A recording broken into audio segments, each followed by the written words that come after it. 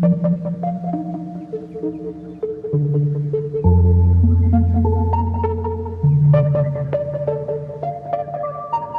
of all, I have to stress that what's happening now, it's not something that is disconnected from the past history for the last 52 years of Israeli occupation.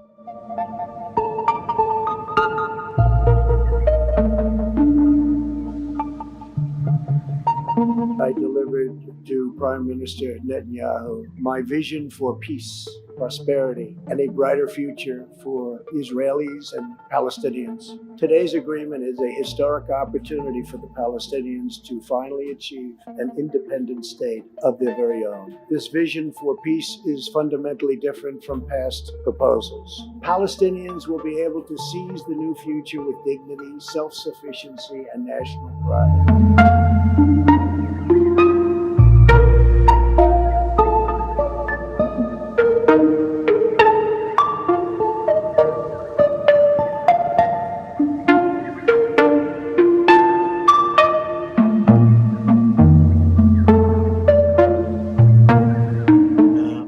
What we are facing is actually a continuous any kind of oppression done by the Israelis against the Palestinians since actually 1948 till now. What is happening now is that the Israelis are trying to legitimize their robbery of our land. They want to steal the land, but they want to give it a kind of legitimization by talking about annexation. Annexation for us, it's not something that belongs to them and they want to annex it to it's not their properties. This is a Palestinian land since ages, since centuries, you know, and the Israelis now are trying to take it in a way or another with full support by the United States. So for us, it's a continuous of what we call it an apartheid system that we are facing in all the spheres of our life. So I'm living actually in Jerusalem. And as you know, Jerusalem is under the Israeli occupation since 1967. And my parents used to live in West Jerusalem, which is the side of Israel of the Israeli now, West Jerusalem, and they used to live in a place there called Al-Khatamon, which we lost our home and became refugees in East Jerusalem. So that's what happened in 1948 when Israel occupied 78% of Palestine. So that most of the Palestinians who were living in Jerusalem and other areas inside Palestine, they were obliged because of the different kinds of massacres and the clashes and the war that the Zionist movement launched against the Palestinian people. They were obliged to leave their lands, their homes, their farms, and became refugees. East Jerusalem, which is West Bank. Some of the Palestinians went to Gaza Strip. Some of them, they left to Lebanon or Syria or Jordan or other areas of the world. Actually, the annexation, what they are talking about, they want to annex around 30% of the West Bank, 30% of the West Bank. And if just to make it clear, yani, we lost 78 in 1948. We lost 78% of Palestine in 1948. What is left for the Palestinians is 22%. So now the 22%, they want to annex or to rob or to take by force 30% of this land. And this land is mainly in Jordan Valley. And the Jordan Valley consists around 30% of the total area of West Bank, which is the most rich area. It's an agricultural area, which we call it the food basket of the Palestinian in West Bank. Also, there are a lot of historical places. It has so many different climate zones. Also, you know, it's the lung. You can say it's the lung that the Palestinian can breathe through its connection with Jordan. So when they annex this area, there is no continuity or connection between the West Bank and Jordan. So the Palestinians will be suffocated. They will be isolated in apartheid areas, in zones. It will be like also yani, annexing 30%. That means we will lose totally our lands, our water aquifers, which is the water resources, natural resources, where there will be no connection between Jordan Valley and the other parts of West Bank. Of course, what is happening now, it's not new. It started since the Israeli Prime Minister in 1968. They start, confiscating partially every year more and more land. They confiscated our water resources.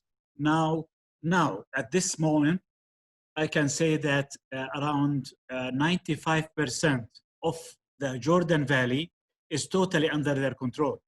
So what they are doing is they are legitimizing this by killing the aspirations of the Palestinians, by stopping what we call the two-state solution, that there will be no state for Palestinians because there will be no continuity between the different areas of the West Bank, between Jordan Valley. And also the annexation is not limited to Jordan Valley. They are talking about annexing the three main big settlements and the surrounding areas. The first one is Ma'ale Adumim. Ma'ale Adumim is the second largest Israeli settlement or colony. Actually, it's around 16 kilometers to the east of Jerusalem. They want to annex it, and that means that there will be a continuity between West Jerusalem, East Jerusalem, and Jordan Valley till the Dead Sea. So in this area, there will be no Palestinians.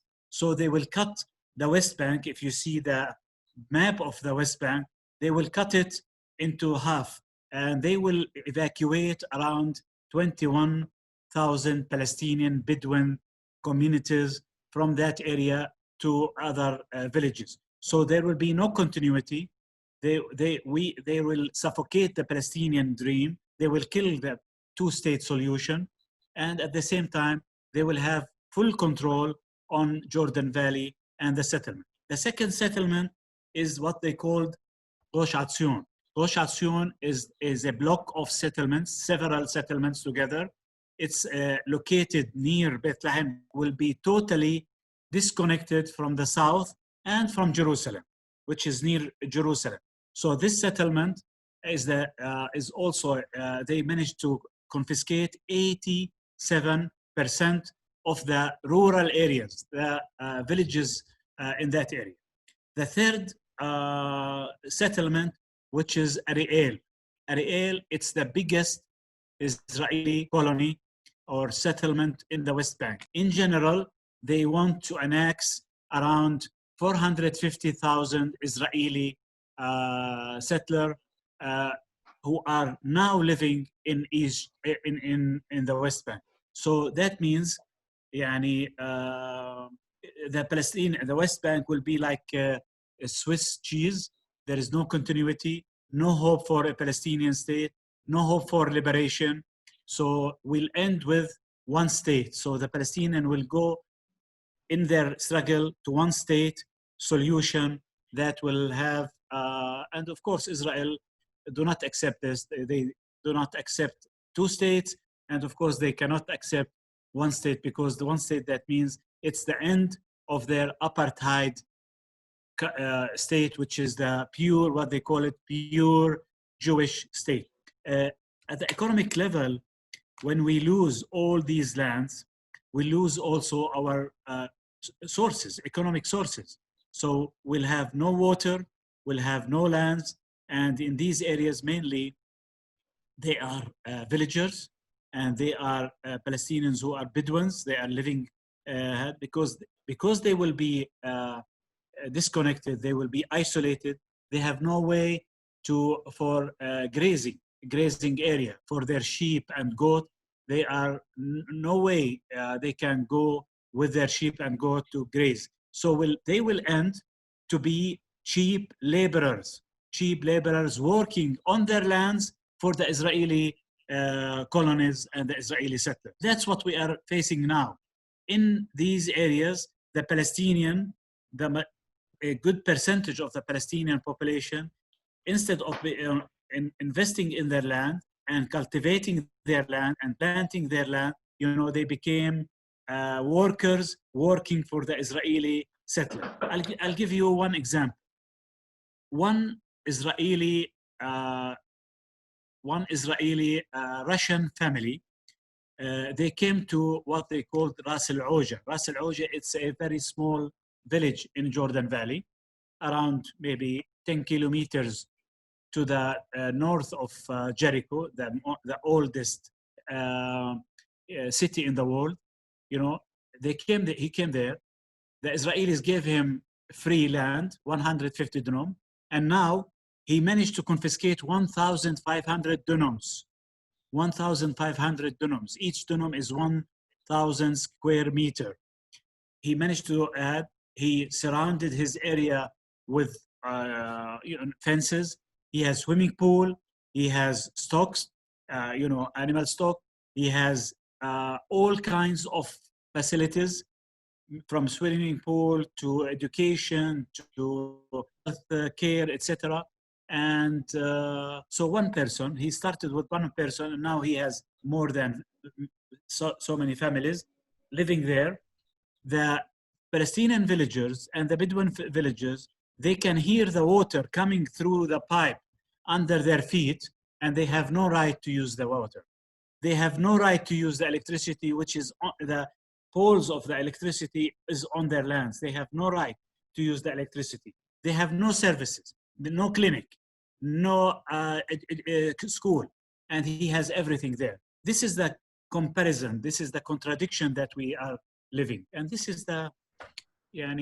I think it will be more and more difficult for the Palestinian in the future.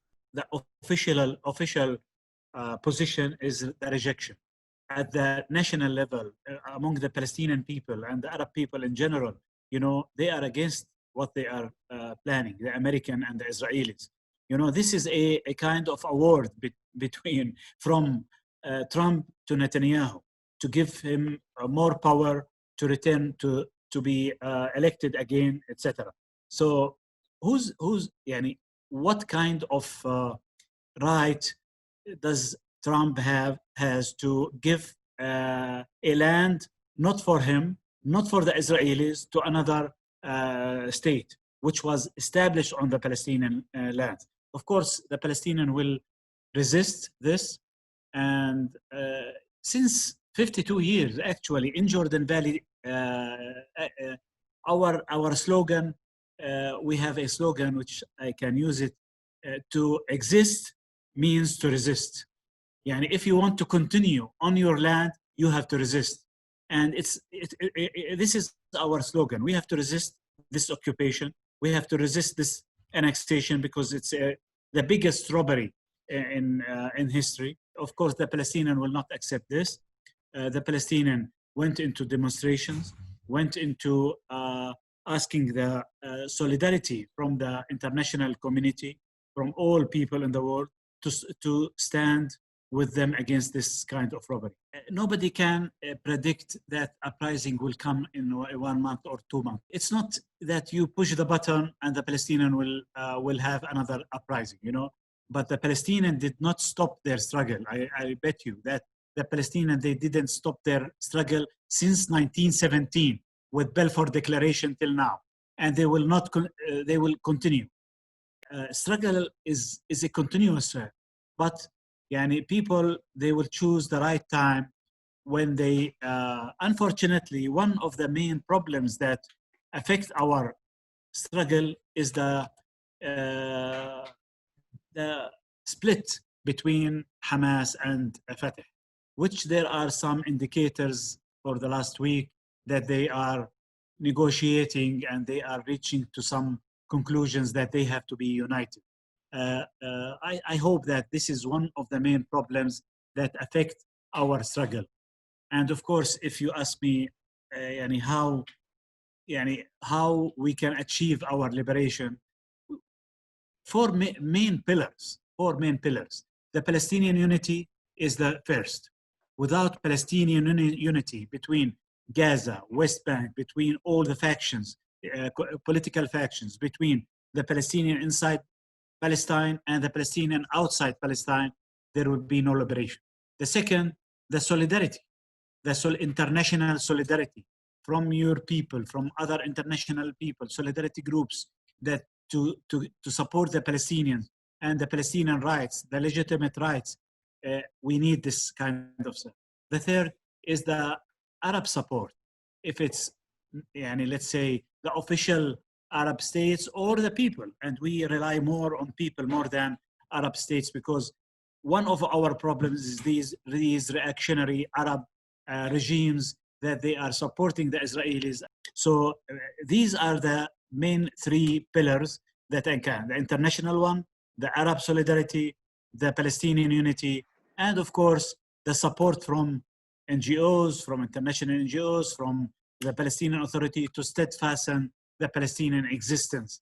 Even if we cannot liberate our land now, our existence is crucial for our future. Without our existence, there will be no cause, no Palestinian cause. So we have to exist. We have to give support to our people, to give them the right services, the appropriate services that they are in need.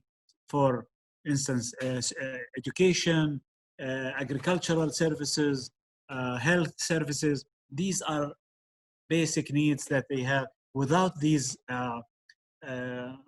let's say, services, the Palestinian will leave their land and go to the cities. And this will help Israel to control it. So now the Palestinian Authority, they are trying to do something, Palestinian NGOs, international NGOs, and other communities. Netanyahu is one of the Israeli right-wing leader that this is his strategy. This is not new. Unfortunately, Israel is becoming more and more to the right, going more to the right, becoming more fascist. Even if you hear some of the liberal Israelis, they are talking that they are afraid that Israel will be a fascist state.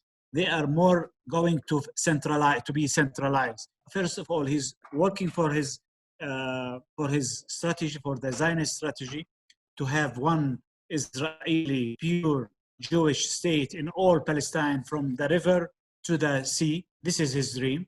He doesn't believe in the Palestinians as a people that deserve the rights for freedom and the state. He's clear about this. And also, he's working for himself, for his future, to have more power, to have more benefits for him and for his wife. And Palestinians are really in need for the solidarity from all peoples in the world. Without the solidarity, the Palestinian cannot. We don't have missiles. We don't have a nuclear weapon to threaten with. What we have is our will for liberation. What we are trying to do is we are struggling through popular resistance. That's what we are doing. But we are facing a very strong and one of the, let's say, the strongest military state in the Middle East. If not, I think it's number one. Even it's more than France and England. What they have. They have more than 240 nuclear, bombs, and they have everything. They have billions of dollars of support from the United States per year. They have billions of dollars from Germany since the Second War till now. They have support by the European countries. They have even support by Turkey. Boycott is a tool, peaceful tool, against any kind of oppression. It's a peaceful tool that can be used by any people, any group of people, by researchers like universities, researchers, research centers. There are big agreements between Europe and many countries with Israel with universities. So they can apply on this. It can apply in sports. It can apply on economic sanctions, on commodities, and also on top of these is the military products and devices that are, between Europe, between Britain, between United States, between Australia and other countries and Israel. What we need is the political support of people, and we need people to be aware about what kind of oppression we are under, what kind of, we have the right to resist. We have the right, and we are obliged, if we want to live and continue on this, we have and we are obliged to resist, to continue living on this. This is my message and I believe that media is very important. We hope that our voice can reach the Brazilian people. Brazil is one of the biggest countries in South America, and it has weight. And I hope that we believe and we have good relations as people, and hoping that we'll have more and more support from the Brazilian, the other American, South American countries.